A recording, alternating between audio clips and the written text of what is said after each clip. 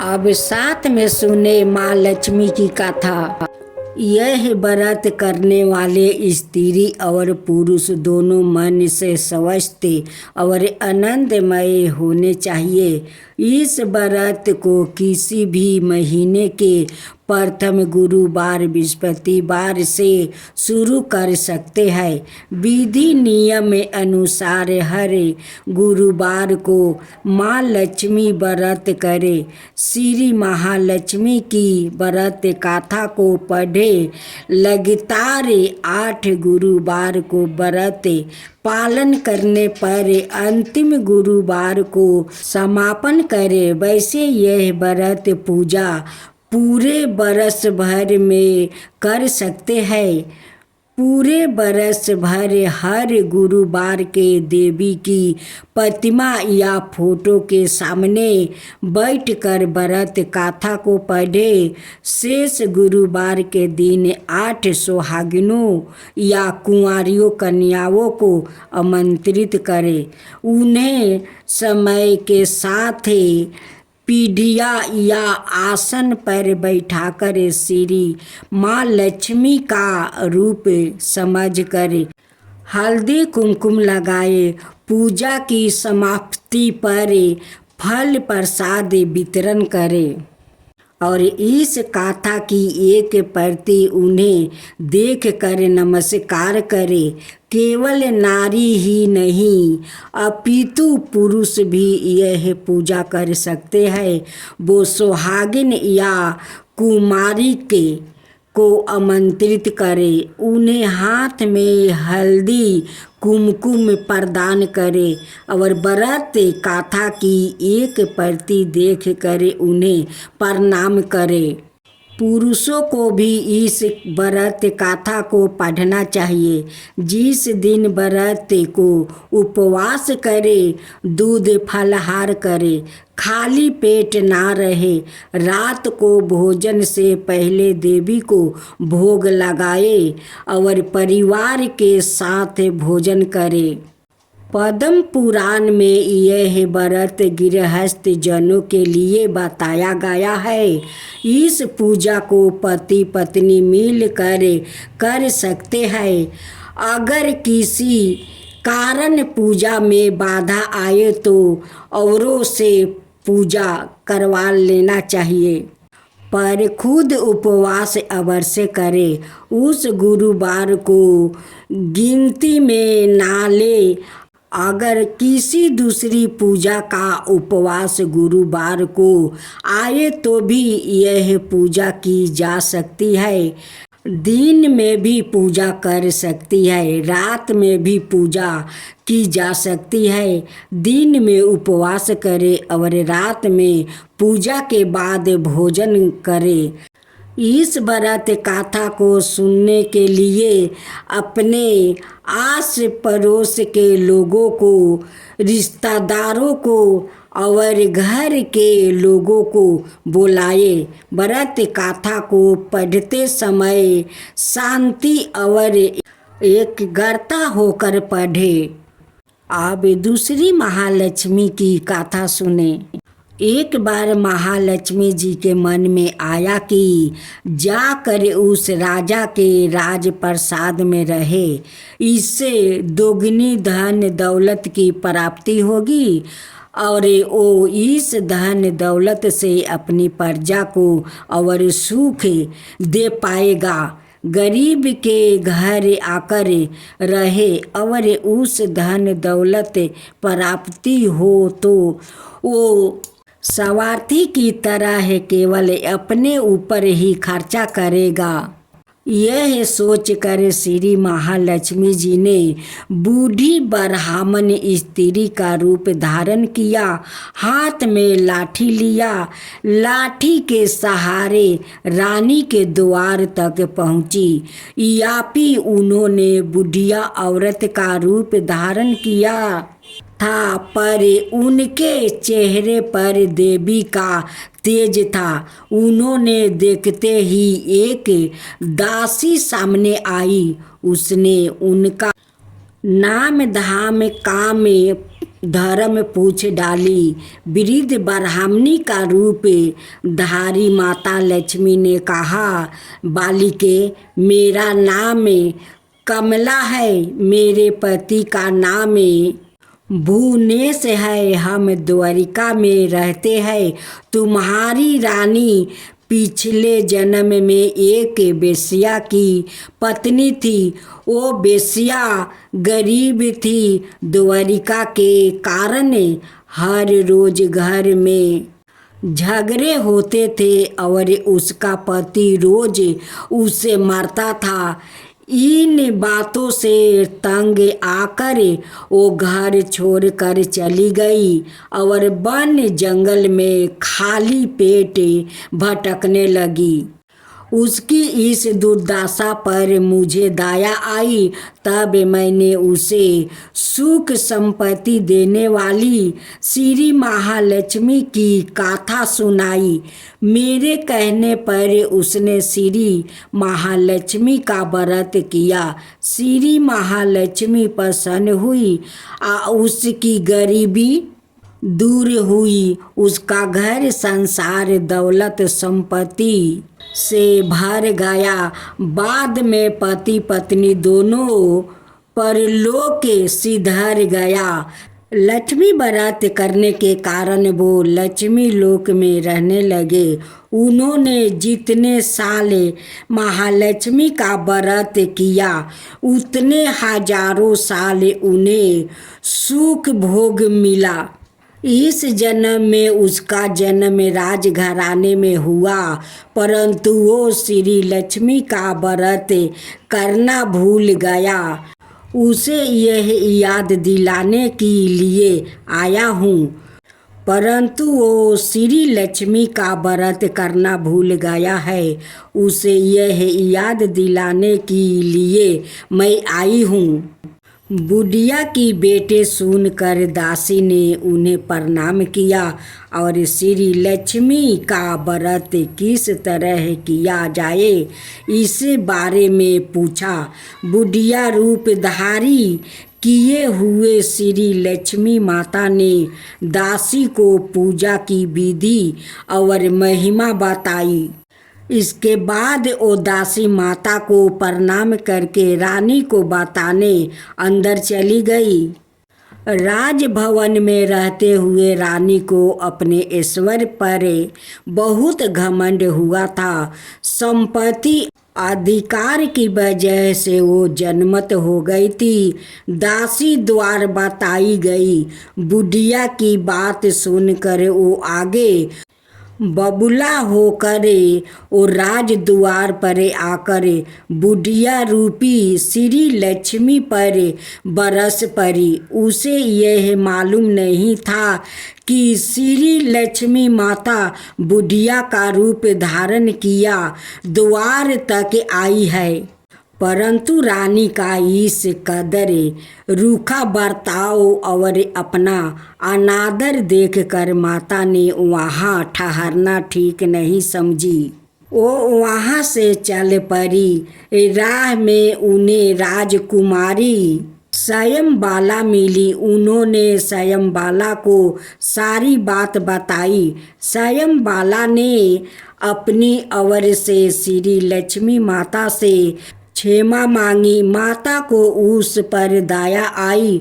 उन्होंने स्वयंबाला को श्री लक्ष्मी व्रत के बारे में बताया।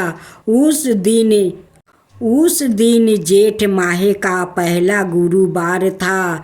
स्वयंबाला ने परम श्रद्धा से श्री लक्ष्मी का व्रत रखा। फल स्वरूप राजा सिद्धेश्वर के पुत्री मालाधर से उसका विवाह हुआ। वो धन दौलत ऐश्वर्य भवन से माला माल हो गई। पति के साथ ससुराल में आनंद से दिन बिताने लगी।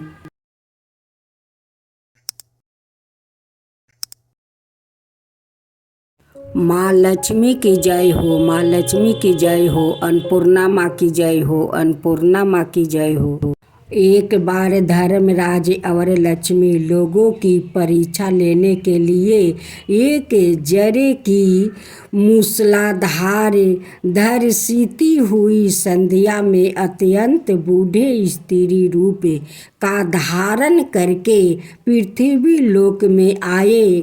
नगर के एक धनी सेठ के द्वार पर जाकर फाटक खटखटाने लगे। दरवाजा खोलकर सेठ जी ने जब उन्होंने देखा तो बिगड़ कर बोले, अरे कीचड़ सने पाँव से सारे दालान में मिट्टी फैला दिया, भागता है कि नहीं यहाँ से। सेठ जी, हम इस रात में कहाँ जाए? बूढ़ा बहुत गिड़गिड़ाया, हमारे ठंडे से प्राण निकल रहे हैं, कहीं ठहरने भर को जगह दे दो। परंतु सेठ ने द्वार बंद कर लिया। उन दोनों को प्रकाश में सेठ के महल के पास ही एक टूटा फूटा सा घर दिखाई पड़ा। उसके टूटे केवाड़ से दिए के प्रकाश की एक किरण दिखाई पड़ी। बूढ़े ने बुढ़िया से कहा, आओ चलो उस घर में ही आश्रय मांग कर देखे। बुढ़िया ने कहा, जब इतने बूढ़े सेठ ने अपना यहाँ स्थान नहीं दिया तो या कंगाल क्यों देंगे? और ठहरने को जगह मिल भी गई तो रात भर में बिना ओढ़ने बिछौने के इन फटे भीगे कपड़ों में तो प्राण ही निकल जाएगा। बूढ़ा बोला, कुछ भी हो मुझसे तो अब और चाला नहीं जाता है। और उसने आगे बढ़कर द्वार थपथपाया। दूसरे ही क्षण हाथ में दिया थामे, मैली फटी धोती पहने एक स्त्री ने द्वार खोला। उन दोनों की दशा देखते ही वो करुणा भरे सवार में बोली, हाय हाय, तुम इस अंधेरी रात से कहाँ भटक रहे हो? आओ आओ, भीतर आ जाओ। उन्हें सहारा देकर वो भीतर ले गई। छोटी सी कोठरी में दो टूटी फूटी जलपाई पड़ी थी। उनमें से एक को खाली करके स्त्री ने उससे बैठने को कहा। दोनों के कपड़ों से जल चूकर कोठरी गीली हो चली, परंतु उस स्त्री ने उसकी तनिक भी चिंता ना करके जल्दी जल्दी गोईठी में आग सुलगा कर उन्हें तापने को कहा। फिर अरगनी पर से दो पुराने परंतु धुए हुए कपड़े लाकर बोली, बाबा आप लोग अपने भीगे कपड़े उतार कर उन्हें लपेट लो। क्या करूं, मैं बहुत गरीब हूँ, इससे इन्हीं दो कपड़ों में गुजारा करनी होगी। आपके कपड़े मैं निचोड़ कर फैला दूंगी। उन्हें कपड़े बदलवा कर वो दालान में गई और दो पीतल की छोटी छोटी थालों में बथुए का साग और बजरे की रोटी राख कर ले आई। माताजी, उसने बूढ़ा से कहा, आज मेरे घर में यही भगवान का प्रसाद है। मुझे बहुत दुख है कि ना तो घर में घी है, ना ही दूध और ना ही चीनी। कोई बात नहीं बेटी, हमें तो यह भोजन बड़ा स्वादिष्ट लगा। वो दोनों खाते हुए बोले। थोड़ी देर में उस स्त्री का पति भी आ गया। वो बेचारा भी रोजगार की तलाश में दिन भर घूम कर अब थाका मांदा लौटा था। पत्नी ने अतिथियों को भोजन खिला देने के बाद उसे चुपके से द्वार पर हुई बात बता देती है। सुनकर वो भी बड़ा प्रसन्न हुआ। फिर दोनों ने अपने बिछौने उन दोनों वृद्धों को देकर उन्हें तो खाट पर सुलाया और आप दोनों एक फाटा टाटा ओढ़ कर धरती पे लौट गया। प्रात काल ही जब बारिश बंद हो गई तो वो वृद्ध बूढ़ा जाने लगे। सरला ने उन्हें हाथ जोड़ कर सूरज निकलने तक रोका। फिर घर में जो 4 दाने गहने पड़े थे उन्हें पीस कर आटा गूंद कर रोटियां बना देती है उनके साथ बांध दिया और कहा, माता हम निर्धन है, इसी से जैसी सेवा करनी चाहिए थी वैसी कर ना सकी, आशा है आप क्षमा करेगी। बुढ़िया ने उत्तर दिया, बेटी हम गरीबों की जो सेवा तूने की उसका फल तुझे भगवान देंगे, पर आज तो तू जो चीज छुएगी वो दिन भर खाली ना होगी। वो लोग चल गए तो सरला को अपनी बधुओं की हंडी को साफ करने की याद आई। रसोई में जाकर उसने हंडी उठाई तो देख कर असर्ज से भर उठी। उस हंडी में असरफिया भरी हुई थी। अब जो उसने उसे उल्टा कर रखा तो वो दोबारा भर गई। वो उन असरफियों को उठा कर रखती है और हंडी में दूसरी भर जाती है। दिन भर में उसकी कोठरी असरफियों से भर गई। बस फिर तो उसके पति ने उन असरफियों को बेचकर सरला मकान ले लिया, एक कपड़े की दुकान खोल ली, घोड़ा गाड़ी और टमटम खरीद लिया और वो सुखपूर्वक रहने लगी। उस सेठ को जब यह समाचार मिला कि उसके निर्धन पड़ोसी एक रात में अमीर हो गया है तो उसने सरला और उसके पति को बुलाकर कारण पूछा। सरला ने सरल पूर्वक सब कथा सुना दिया।